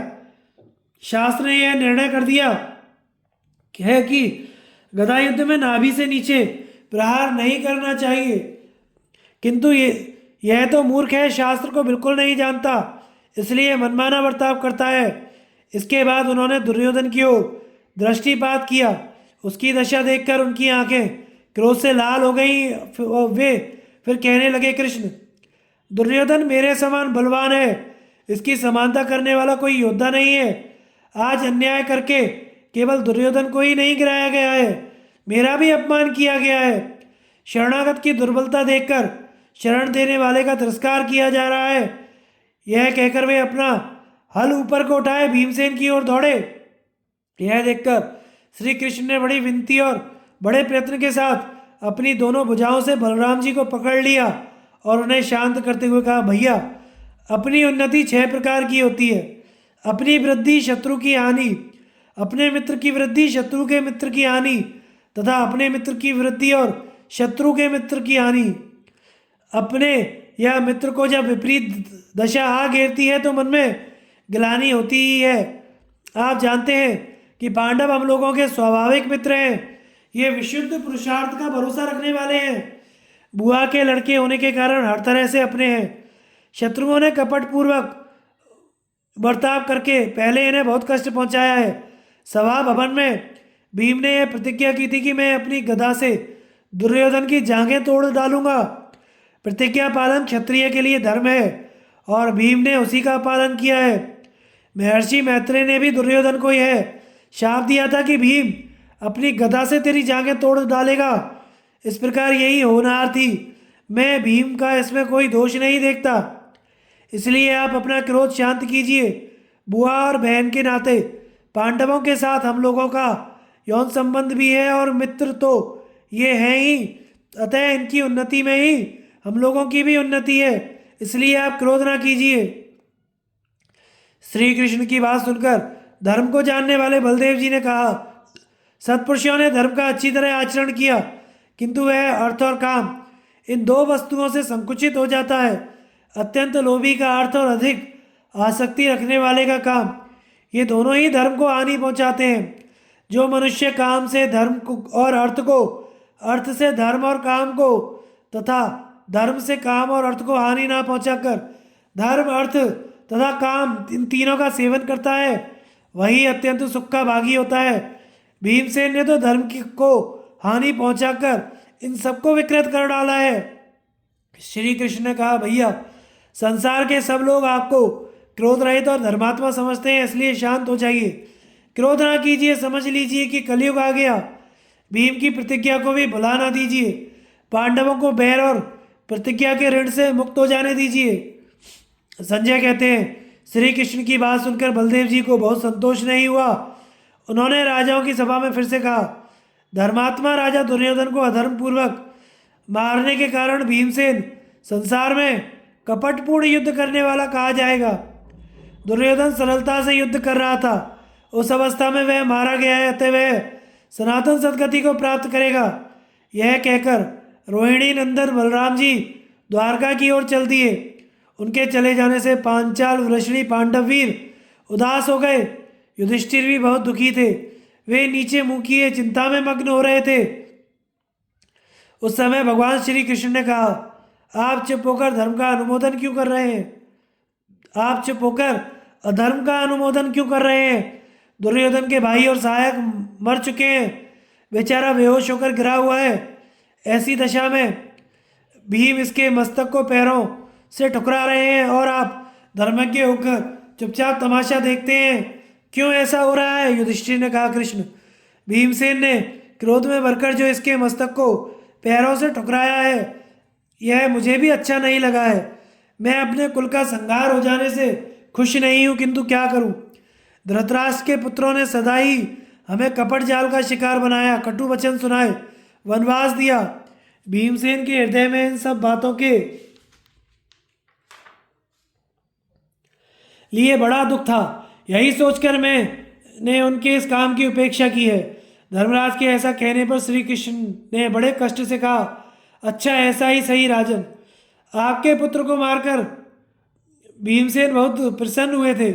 उन्होंने युधिष्ठिर के सामने खड़े होकर हाथ जोड़कर प्रणाम किया और विजयोल्लास के साथ कहा, महाराज, आज यह संपूर्ण पृथ्वी आपकी हो गई, इसके कांटे दूर हुए और यह मंगलमयी हो गई। अब आप अपने धर्म का पालन करते हुए इसका शासन कीजिए। कपट से प्रेम करने वाले जिस मनुष्य ने कपट करके ही वैर की नींव डाली थी, वह मारा जाकर अब पृथ्वी पर पड़ा हुआ है। जिन्होंने आपसे कटु वचन कहे थे, वे दुशासन, कर्ण, शकुनी नष्ट हो गए। अब यह सारा राज्य आपका है। युधिष्ठिर ने कहा, सौभाग्य की बात है कि राजा दुर्योधन मारा गया और आपस के वैर का अंत हो गया। श्री कृष्ण की सलाह के अनुसार चलकर हमने पृथ्वी पर विजय पाई। अच्छा हुआ कि तुम माता के ऋण से उऋण हो गए और अपना क्रोध भी तुमने शांत कर लिया। शत्रु मरा और तुम्हारी विजय हुई, यह कितने आनंद की बात है। पांडवों का दुर्योधन के शिविर में आकर उस पर अधिकार करना अर्जुन के रथ का दाह। धृतराष्ट्र ने पूछा, संजय, दुर्योधन को भीम के द्वारा मारा गया देख पांडवों और संजयों ने क्या किया? संजय ने कहा, महाराज, आपके पुत्र के मारे जाने पर श्री कृष्ण सहित पांडवों, पांचालों तथा संजयों को बड़ी प्रसन्नता हुई। वे अपने दुपट्टे उछाल उछाल कर सिंहनाद करने लगे। किसी ने धनुष टंकारा तो कोई शंख बजाने लगा। किसी ने ढिंढोरा पीटना शुरू किया। बहुतेरे तो हंसने और खेलने लगे। कुछ लोग भीमसेन से बारंबार यूं कहने लगे, दुर्योधन ने गदा युद्ध में बड़ा परिश्रम किया था, उसको मारकर आपने बहुत बड़ा पराक्रम कर दिखाया। भला नाना प्रकार के पैंतरे बदलते और सब तरह की मंडलाकार गतियों से चलते हुए शूरवीर दुर्योधन को भीमसेन के सिवा दूसरा कौन मार सकता था? भीम, आपने शत्रुओं को परास्त करके दुर्योधन का वध करने के कारण इस पृथ्वी पर अपना महान यश फैलाया है। यह बड़े सौभाग्य की बात है। इस प्रकार जहाँ तहाँ कुछ आदमी इकट्ठे होकर भीमसेन की प्रशंसा कर रहे थे। पांचाल और पांडव भी प्रसन्न होकर उनके संबंध में अलौकिक बातें सुना रहे थे। उस समय भगवान श्री कृष्ण ने कहा, राजाओं, मरे हुए शत्रु को अपनी कठोर बातों से फिर मारना उचित नहीं है। यह पापी तो उसी समय मर चुका था जब लज्जा को तिलांजलि देकर लोभ में फंसा हुआ और पापियों की सहायता लेकर हित चाहने वाले सुहृदों की आज्ञा का उल्लंघन करने लगा। विदुर, द्रोणाचार्य, कृपाचार्य, भीष्म और संजयों ने अनेकों बार अनुरोध किया तो भी इसने पांडवों को उनकी पैतृक संपत्ति नहीं दी। अब तो यह ना मित्र कहने योग्य है ना शत्रु। यह महानीच है। काट के समान जड़ है। ऐसे वचन रूपी बाणों से भेदने में कोई लाभ नहीं है। सब लोग रथों पर बैठो और अपनी छावनी में चलो। श्री कृष्ण की बात सुनकर सब नरेश अपने अपने शंख बजाते हुए शिविर की ओर चल दिए। आगे आगे पांडव थे, उनके पीछे सात्यकी, धृष्टद्युम्न, शिखंडी, द्रौपदी के पुत्र तथा दूसरे दूसरे धनुर्धर योद्धा चल रहे थे। सब लोग पहले दुर्योधन की छावनी में गए, जो राजा के ना होने से श्रीहीन दिखाई दे रही थी। वहाँ कुछ बूढ़े मंत्री और हिजड़े बैठे हुए थे। बाकी लोग रानियों के साथ राजधानी चले गए थे। पांडवों के पहुंचने पर उनकी सेवा में दुर्योधन के सेवक हाथ जोड़कर मैले कपड़े पहने उपस्थित हुए। पांडव भी दुर्योधन की छावनी में जाकर अपने रथों से उतर गए। अंत में श्री कृष्ण ने अर्जुन से कहा, तुम स्वयं उतरकर अपने अक्षय तरकश और धनुष को भी रथ से उतार लो, इसके बाद मैं उतरूंगा। ऐसा करने में ही तुम्हारी भलाई है। अर्जुन ने वैसा ही किया। फिर भगवान ने घोड़ों की बागडोर छोड़ दी और स्वयं भी रथ से उतर पड़े। समस्त प्राणियों के ईश्वर श्री कृष्ण के उतरते ही उस रथ पर बैठा हुआ दिव्य कपि अंतर ध्यान हो गया और वह विशाल रथ, जो द्रोणाचार्य और कर्ण के दिव्यास्त्रों से दग्ध सा हो चुका था, बिना आग जलाई प्रज्वलित हो उठा। उसके सारे उपकरण, जुआ, धुरी, लगाम और घोड़े सब जलकर खाक हो गए। वह राख की ढेरी होकर धरती पर बिखर गया। यह देखकर पांडवों को बड़ा आश्चर्य हुआ। अर्जुन ने हाथ जोड़कर भगवान के चरणों में प्रणाम किया और पूछा, गोविंद, यह क्या आश्चर्यजनक घटना हो गई? एकाएक रथ क्यों जल गया? यदि मेरे सुनने योग्य हो तो इसका कारण बताइए।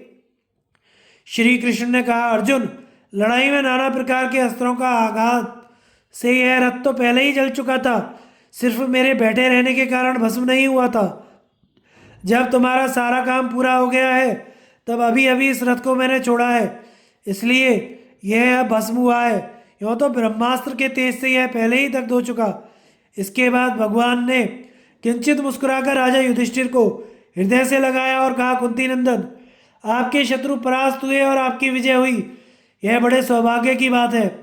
अर्जुन, भीम, नकुल, सहदेव तथा स्वयं आप इस विनाशकारी संग्राम से कुशल पूर्वक बच गए, और यह भी खुशी की बात है। अब आपको आगे क्या करना है इसका शीघ्र विचार कीजिए। उपलब्ध में जब मैं अर्जुन के साथ आपके पास आया था, उस समय आपने मुझे मधुपर्क देकर कहा था, कृष्ण, अर्जुन तुम्हारा भाई और मित्र है, इसे हर एक आपस से बचाना। उस दिन मैंने हाँ कहकर आपकी आज्ञा स्वीकार की थी। आपके उस अर्जुन की मैंने हर तरह से रक्षा की है।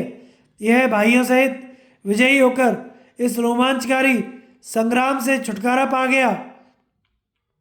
श्री कृष्ण की बात सुनकर धर्मराज युधिष्ठिर को रोमांच हुआ। वे कहने लगे, जनार्दन, द्रोण और कर्ण ने जिस ब्रह्मास्त्र का प्रयोग किया था, उसे आपके सिवा दूसरा कौन सह सकता था। वज्रधारी इंद्र भी उसका सामना नहीं कर सकते थे। आपकी ही कृपा से शैशव तक परास्त हुए हैं। अर्जुन ने इस महासमर में कभी पीठ नहीं दिखाई, यह भी आपके ही अनुग्रह का फल है। आपके द्वारा अनेकों बार हमारे कार्य सिद्ध हुए हैं। उपलब्ध में महर्षि व्यास ने मुझे पहले ही कहा था, जहाँ धर्म है वहाँ श्री कृष्ण है, और जहाँ श्री कृष्ण है वहाँ विजय है। तदनंतर उन सभी वीरों ने आपकी छावनी में घुसकर खजाना, रत्नों की ढेरी, भंडार घर पर अधिकार कर लिया। चांदी, सोना, मोती, मणि, अच्छे अच्छे आभूषण, बढ़िया कंबल, मृग चर्म, राज्य के बहुत से सामान उनके हाथ लगे। साथ ही असंख्य दास दासियों को भी उन्होंने अपने अधीन कर लिया। महाराज, उस समय आपके अक्षय धन का भंडार पाकर पांडव खुशी के मारे उछल पड़े, किलकारियां मारने लगे। इसके बाद अपने वाहनों को खोलकर वे वहीं विश्राम करने लगे। विश्राम के समय श्री कृष्ण ने कहा, आज की रात हम लोगों को अपने मंगल के लिए छावनी के बाहर ही रहना चाहिए। बहुत अच्छा कहकर पांडव श्री कृष्ण और सात्यकी के साथ छावनी से बाहर निकल गए और उन्होंने परम पवित्र ओगवती नदी के किनारे वह रात व्यतीत की। उस समय राजा युधिष्ठिर समयोचित कर्तव्य का विचार करके कहा, माधव, एक बार क्रोध में भरी हुई गांधारी देवी को शांत करने के लिए आपको हस्तिनापुर जाना चाहिए, यही उचित जान पड़ता है। भगवान कृष्ण का हस्तिनापुर जाना और धृतराष्ट्र तथा गांधारी को सांत्वना देकर वापस आना। जन्मेजय ने पूछा, विप्रवर, धर्मराज युधिष्ठिर ने भगवान श्री कृष्ण को गांधारी के पास क्यों भेजा? जब पहले वे संधि कराने के लिए कौरवों के पास गए थे, उस समय तो उनकी इच्छा पूरी नहीं हुई, जिसके कारण यह युद्ध हुआ। अब जब सारे योद्धा मारे गए, दुर्योधन गिर गया और पांडव शत्रुहीन हो गए, तब ऐसी क्या आवश्यकता आ पड़ी जिसके लिए भगवान श्री कृष्ण को फिर वहां जाना पड़ा? मुझे तो ऐसा जान पड़ता है इसमें कोई छोटा मोटा कारण नहीं रहा होगा। वैशंपायन जी ने कहा, राजन, तुमने जो प्रश्न किया है वह ठीक ही है। मैं इसका यथार्थ कारण बताता हूँ, सुनो। भीमसेन ने गदा युद्ध के नियम का उल्लंघन करके महाबली दुर्योधन को मारा था। यह देखकर महाराज युधिष्ठिर को बड़ा भय हुआ। उन्होंने सोचा, दुर्योधन की माता गांधारी बड़ी तपस्विनी है, उन्होंने जीवन भर घोर तपस्या की है, वे चाहें तो तीनों लोगों को भस्म कर सकती हैं, इसलिए सबसे पहले उन्हें ही शांत करना चाहिए। अन्यथा हम लोगों के द्वारा जब वे अपने पुत्र का अन्यायपूर्वक वध सुनेंगी तो क्रोध में भरकर अपने मन से अग्नि प्रकट करके हमें भस्म कर डालेंगी। यह सोच विचार कर धर्मराज ने श्री कृष्ण से कहा, गोविंद, आपकी ही कृपा से हमने अकंटक राज्य पाया है। अपने पुरुषार्थ से तो हम उसे पाने की बात भी नहीं सोच सकते थे। आपने ही सारथी बनकर हमारी सहायता और रक्षा की है। यदि आप इस युद्ध में अर्जुन के कर्णधार ना होते तो ये समुद्र जैसी कौरव सेना को जीतकर उसके पार कैसे पहुंच पाते? हम लोगों के लिए आपने कौन कौन सा कष्ट नहीं उठाया। गदाओं के प्रहार, परिघों की मार, शक्ति, बिंदीपाल, तोमर, फरसों की चोटें सही तथा शत्रुओं की कठोर बातें भी सुनी, किंतु दुर्योधन के मारे जाने से सब सफल हो गया। इस प्रकार यद्यपि हम लोगों की विजय हुई है, तथापि अभी हमारा चित्त संदेह के झूले में झूल रहा है। माधव, जरा आप गांधारी के क्रोध का तो ख्याल कीजिए, वे नित्य कठोर तपस्या में संलग्न रहने के कारण दुर्बल हो गई हैं और अपने पुत्र पौत्रों का वध सुनकर निश्चय ही हमें भस्म कर डालेंगी। इसलिए इस समय उन्हें प्रसन्न करना आवश्यक है। पुरुषोत्तम, जब वे पुत्र शोक से पीड़ित हो क्रोध से लाल लाल आंखें करके देखेंगी, उस समय आपके सिवा दूसरा कौन उनकी ओर दृष्टि डालने का साहस करेगा। अतः उन्हें शांत करने के लिए एक बार आपका वहां जाना उचित मालूम होता है। आप ही से इस जगत का प्रादुर्भाव होता है और आप ही में प्रलय। अतः आप ही यथार्थ कारणों से युक्त समयोचित बात कहकर गांधारी को शीघ्र शांत कर सकेंगे। बाबा व्यास भी वहीं होंगे। आपको पांडवों के हित की दृष्टि से हरेक उपाय करके गांधारी के क्रोध को शांत कर देना चाहिए। धर्मराज की बात सुनकर भगवान श्री कृष्ण ने दारुक को बुलाया, उसे रथ तैयार करने की आज्ञा दी। दारुक ने बड़ी फुर्ती से रथ सजाया और उसे जोतकर भगवान की सेवा में ला खड़ा किया। भगवान उस पर सवार हो तुरंत हस्तिनापुर के लिए चल दिए और रथ की गड़गड़ाहट से नगर को गुजारते हुए वहां जा पहुंचे। नगर में प्रवेश करके रथ से उतरे और धृतराष्ट्र को अपने आने की सूचना देकर उनके महल में गए। जाते ही व्यास जी का दर्शन हुआ, जो पहले से ही वहां पधारे हुए थे। श्री कृष्ण ने व्यास जी तथा राजा धृतराष्ट्र के चरण छुए और गांधारी को भी प्रणाम किया। फिर वे धृतराष्ट्र का हाथ अपने हाथ में ले फूट फूट कर रोने लगे। उन्होंने 2 घड़ी तक शोक के आंसू बहाए, फिर जल से आंखें धोकर विधिवत आचमन किया और धृतराष्ट्र से कहा, भारत, आप वृद्ध हैं, इसलिए काल के द्वारा जो कुछ संगठित हुआ और हो रहा है वह आपसे छिपा नहीं है। पांडव सदा ही आपके इच्छा अनुसार बर्ताव करते हैं। उन्होंने बहुत चाहा कि किसी तरह हमारे कुल का नाश न हो। वे सर्वथा निर्दोष थे, तो भी उन्हें कपटपूर्वक जुए में हराकर वनवास दिया गया। नाना प्रकार के वेश बनाकर उन्होंने अज्ञातवास का कष्ट भोगा। इसके अलावा उन्होंने असमर्थ पुरुषों की तरह बहुत से कलेश सहने पड़े। जब युद्ध छिड़ने का अवसर आया तो मैं स्वयं आपकी सेवा में उपस्थित हुआ और यह झगड़ा मिटाने के लिए मैंने सब लोगों के सामने आपसे केवल 5 गांव मांगे थे, किंतु काल की प्रेरणा से आप भी लोभ में फंस गए और मेरी प्रार्थना ठुकरा दी। इस तरह सिर्फ आपके अपराध से संपूर्ण क्षत्रियों का संहार हुआ है। भीष्म, सोमदत्त, बाली, कृप, द्रोण, अश्वत्थामा और विदुर जी भी आपसे सदा संधि के लिए प्रार्थना करते रहे, किंतु आपने किसी का कहना नहीं माना। सच है, जिसके मन पर काल का प्रभाव होता है वह मोह में पड़ ही जाता है। जब युद्ध की तैयारी शुरू हुई उस समय आपकी भी बुद्धि मारी गई। इसे काल का प्रभाव और प्रारब्ध के सिवा और क्या कहा जा सकता है। वास्तव में यह जीवन प्रारब्ध के ही अधीन है। महाराज, आप पांडवों पर दोषारोपण ना कीजिएगा। उन बेचारों का तनिक भी अपराध नहीं है, ना ही वे कभी धर्म से गिरे हैं न न्याय से। आपके प्रति उनका स्नेह भी कम नहीं हुआ है। और आपको और गांधारी देवी को पांडवों से ही पिंडा पानी मिलने वाला है, उन्हीं से आपका वंश बढ़ेगा। पुत्र से मिलने वाला सारा फल अब पांडवों से ही मिलेगा। इसलिए अब आप लोग पांडवों के प्रति मन में मैल ना रखें, उनकी बुराई ना सोचें, अपना ही अपराध या भूल समझकर उनका कल्याण बनावें, उनकी रक्षा करें। महाराज, आप तो जानते ही हैं धर्मराज युधिष्ठिर की आपके चरणों में कितनी भक्ति है, कितना स्वाभाविक स्नेह है। उन्होंने अपनी बुराई करने वाले शत्रुओं का ही संहार किया है, तो भी वे उनके शोक में दिन रात जलते रहते हैं, उन्हें तनिक भी चैन नहीं मिलता। आप और गांधारी के लिए तो वे बहुत शौक करते हैं, उनके हृदय में शांति नहीं है। लज्जा के मारे उन्हें आपके सामने आने की हिम्मत नहीं पड़ती। राजा धृतराष्ट्र से इस प्रकार कहकर श्री कृष्ण शोक से दुर्बल हुई गांधारी देवी से बोले, कल्याणी, मैं तुमसे भी जो कह रहा हूँ उसे ध्यान देकर सुनो। आज संसार में तुम्हारे जैसी तपस्विनी स्त्री दूसरी कोई नहीं है। तुम्हें याद होगा उस दिन सभा में मेरे सामने ही तुमने दोनों पक्षों का हित करने वाला धर्म और अर्थयुक्त वचन कहा था, किंतु तुम्हारे पुत्रों ने उसे नहीं माना। दुर्योधन विजय का अभिलाषी था, उससे तुमने रुखाई के साथ कहा था, ओ मूर्ख, जिधर धर्म होता है उसी पक्ष की जीत होती है। राजकुमारी, तुम्हारी वही बात आज सत्य हुई है, ऐसा समझकर मन में शोक ना करो। तुम में तपस्या का बड़ा बल है। तुम अपनी क्रोध भरी दृष्टि से चराचर जगत को भस्म कर डालने की शक्ति रखती हो, तो भी तुम्हें पांडवों के नाश का विचार कभी मन में नहीं लाना चाहिए। श्री कृष्ण की बात सुनकर गांधारी ने कहा, केशव, तुम्हारी बात बिल्कुल ठीक है। अब तक मेरे मन में बड़ी व्यथा थी। मैं चिंता की आग में जल रही थी, इसलिए मेरी बुद्धि विचलित हो गई थी। मैं पांडवों के अनिष्ट की बात सोच रही थी, किंतु अब तुम्हारी बातें सुनने से मेरी बुद्धि स्थिर हो गई है। क्रोध का आवेश जाता रहा। जनार्दन, ये राजा अंधे हैं, बूढ़े हैं, इनके पुत्र मारे गए, इसलिए शोक से पीड़ित भी हैं। अब वीरवर पांडवों के साथ तुम ही इनको सहारा देने वाले हो।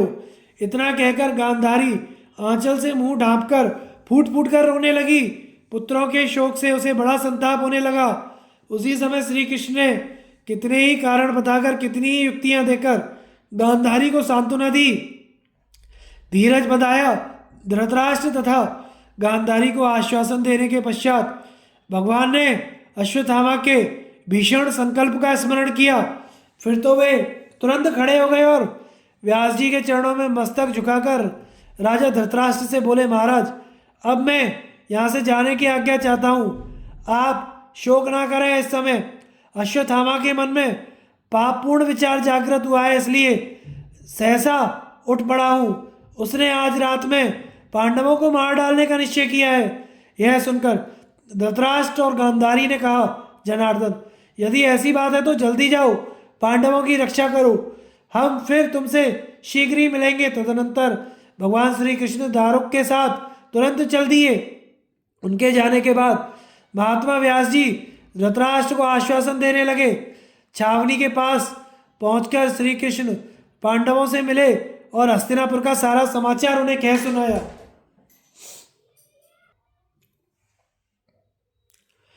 दुर्योधन का विलाप और अश्वत्थामा का विषाद, प्रतिज्ञा और सेनापति के पद पर अभिषेक। धृतराष्ट्र ने पूछा, संजय, मेरा पुत्र बड़ा क्रोधी था। पांडवों से वैर रखने के कारण उस पर बड़ा भारी संकट आ पड़ा। बताओ, जब जांघें टूट जाने से वह पृथ्वी पर गिरा और भीमसेन ने उसके सिर पर पैर रखा, उसके बाद उसने क्या कहा? संजय ने कहा, महाराज, जांघ टूट जाने पर जब दुर्योधन धरती पर गिरा तो धूल में सन गया। फिर बिखरे हुए बालों को समेटता हुआ वह 10 दिशाओं की ओर देखने लगा। तत्पश्चात बड़ी कोशिश से किसी तरह बालों को बांधकर उसने आंसू भरे नेत्रों से मेरी ओर देखा और दोनों भुजाओं को धरती पर रगड़कर उच्छ्वास लेते हुए कहा, ओ शांतनु नंदन भीष्म, कर्ण, कृपाचार्य, शकुनी, द्रोणाचार्य, अश्वत्थामा, शल्य और कृतवर्मा जैसे वीर मेरे रक्षक थे, तो भी मैं इस दशा को आ पहुंचा। निश्चय ही काल का कोई भी उल्लंघन नहीं कर सकता। जो एक दिन 11 अक्षौहिणी सेना का स्वामी था, उसकी आज यह अवस्था। संजय, मेरे पक्ष के योद्धाओं में जो लोग जीवित हो उनसे कहना कि भीमसेन ने गदा युद्ध के नियमों को तोड़कर दुर्योधन को मारा है। क्रूर कर्म करने वाले पांडवों ने भीष्म, द्रोण, भूरिश्रवा, कर्ण को कपटपूर्वक मारने के पश्चात मेरे साथ छल करके एक और कलंक का टीका लगा लिया। मुझे विश्वास है उन्हें इन कुकर्म के कारण सत्पुरुषों के समाज में पछताना पड़ेगा। कौन ऐसा विद्वान होगा जो मर्यादा का भंग करने वाले मनुष्य के प्रति सम्मान प्रकट करेगा?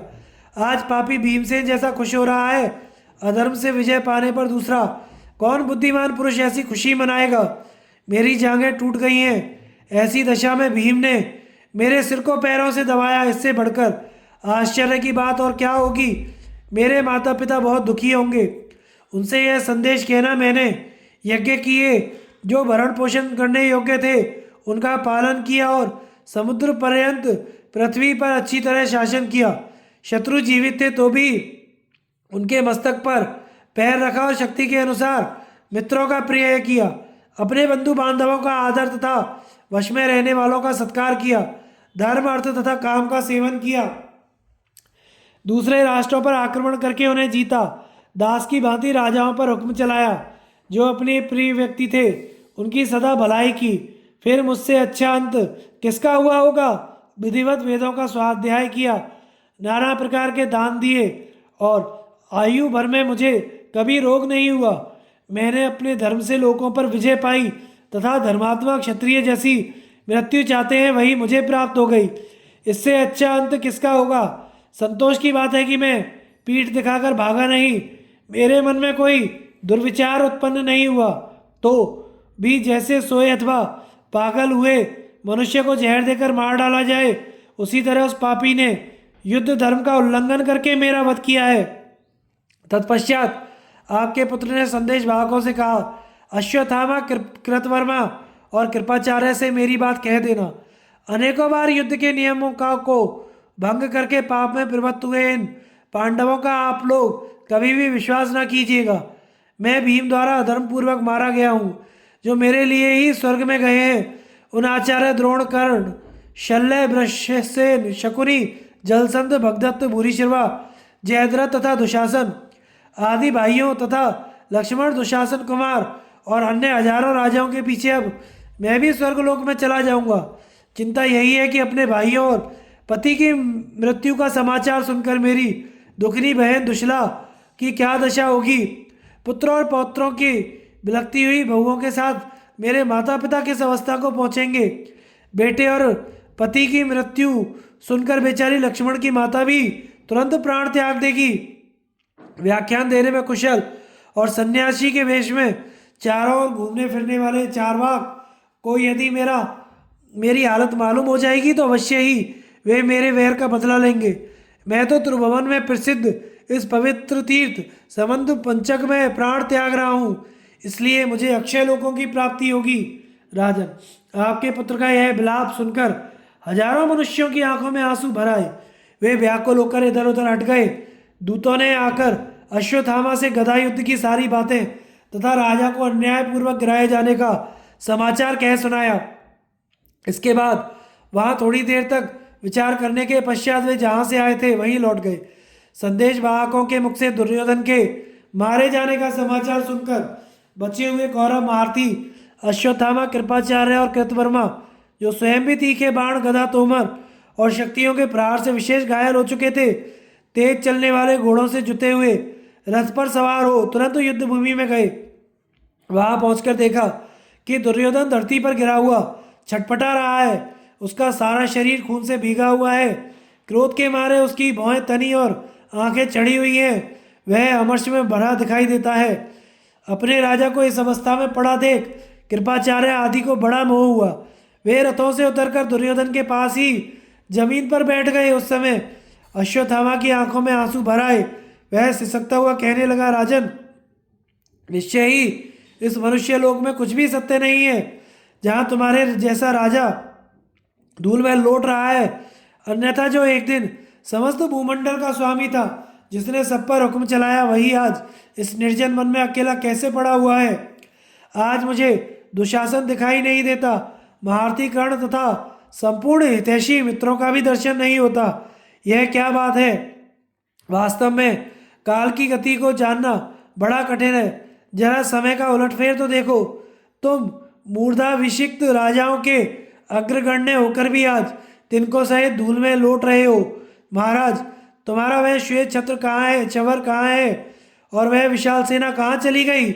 किस कारण से कौन सा काम होगा, इसको समझना मुश्किल है, क्योंकि तुम समस्त प्रजा के माननीय होकर भी आज इस दिशा में पहुँचे गए हो। तुम तो इंद्र से भी भिड़ने का हौसला रखते थे। जब तुम पर यह विपत्ति आ गई तो निश्चय पूर्वक कहा जा सकता है कि किसी भी मनुष्य की संपत्ति स्थिर नहीं होती। अत्यंत दुखी हुए अश्वत्थामा की बात सुनकर दुर्योधन की आंखों में शोक के आंसू उमड़ आए। उसने दोनों हाथों से नेत्रों को पोंछा और कृपाचार्य आदि से यह समयोचित वचन कहा, मित्रों, इस मृत्यु लोक का ऐसा ही नियम है। यह विधाता का बनाया हुआ धर्म है। इसलिए काल क्रम से एक न एक दिन समस्त प्राणियों का मरण होता है। वही आज मुझे भी प्राप्त हुआ है, जिसे आप लोग अपनी आंखों से देख रहे हैं। एक दिन मैं इस भूमंडल का पालन करने वाला राजा था और आज इस अवस्था में पहुंचा हुआ हूं। तो भी मुझे इस बात की खुशी है कि युद्ध में बड़ी से बड़ी विपत्ति आने पर भी मैं कभी पीछे नहीं हटा। पापियों ने मुझे मारा भी तो छल से। युद्ध में सदा ही मैंने उत्साह दिखाया है और अपने बंधु बांधवों के मारे जाने पर स्वयं भी युद्ध में ही प्राण त्याग रहा हूँ। इससे मुझे विशेष संतोष है। सौभाग्य की बात है कि आप लोगों को इस नरसंहार से मुक्त देख रहा हूँ। साथ ही आप लोग सकुशल एवं कुछ करने में समर्थ हैं, यह भी मेरे लिए प्रसन्नता की बात है। आप लोगों का मुझ पर स्वाभाविक स्नेह है, इसलिए मेरे मरने से दुखी हो रहे हैं, किंतु चिंता करने की कोई बात नहीं है। यदि वेद प्रमाणभूत है तो मैंने अक्षय लोकों का अधिकार प्राप्त किया है, इसलिए मैं कदापि शोक के योग्य नहीं हूँ। आप लोगों ने अपने स्वरूप के अनुरूप पराक्रम दिखाया और सदा ही मुझे विजय दिलाने का प्रयत्न किया है, किंतु दैव के विधान का कौन उल्लंघन कर सकता है। महाराज, इतना कहते कहते दुर्योधन की आंखों में फिर से आंसू उमड़ आए और वह शरीर की पीड़ा से भी अत्यंत व्याकुल हो गया। इसलिए इसलिए अब आगे कुछ ना बोल सका और चुप हो रहा। राजा की यह दशा देखकर अश्वत्थामा की आंखें भर आईं। उसे बड़ा क्रोध हुआ, साथ ही शत्रुओं पर अमर्ष भी हुआ। वह क्रोध से आग बबूला हो उठा और हाथ से हाथ दबाता हुआ कहने लगा, राजन, उन पापियों ने क्रूर कर्म करके ही मेरे पिता को भी मारा था, किंतु उसका मुझे उतना संताप नहीं हुआ जितना आज तुम्हारी दशा देखकर हो रहा है। अच्छा, अब मेरी बात सुनो। मैंने जो यज्ञ किए, कुएं तालाब आदि बनवाए और जो दान धर्म एवं पुण्य किए, उन सब की तथा सत्य की शपथ खाकर कहता हूँ, आज मैं श्री कृष्ण के देखते देखते हर एक उपाय से काम लेकर समस्त पांचालों को यमलोक भेज दूंगा। इसके लिए सिर्फ तुम आज्ञा दे दो। अश्वत्थामा की बात सुनकर दुर्योधन मन ही मन प्रसन्न हुआ और कृपाचार्य से बोला, आचार्य, आप शीघ्र ही जल से भरा हुआ कलश ले आइए। कृपाचार्य ने ऐसा ही किया। जब कलश लेकर राजा के निकट आए तो उसने कहा, विप्रवर, यदि आप मेरा प्रिय करना चाहते हैं तो द्रोण कुमार का सेनापति के पद पर अभिषेक कर दीजिए, आपका भला होगा। राजा की आज्ञा से कृपाचार्य ने अश्वत्थामा का अभिषेक किया। इसके बाद वह दुर्योधन को हृदय से लगाकर संपूर्ण दिशाओं में सिंहनाद से प्रतिध्वनित करता हुआ वहां से चल दिया। दुर्योधन खून में डूबा हुआ रात भर वहीं पड़ा रहा। युद्ध भूमि से दूर जाकर वे तीनों भारती आगे के कार्यक्रम पर विचार करने लगे। शल्य पर्व समाप्त। धन्यवाद। आगे की कथा का प्रसारण हम अगले भाग में करेंगे। हमारे चैनल को लाइक, शेयर एंड सब्सक्राइब करें।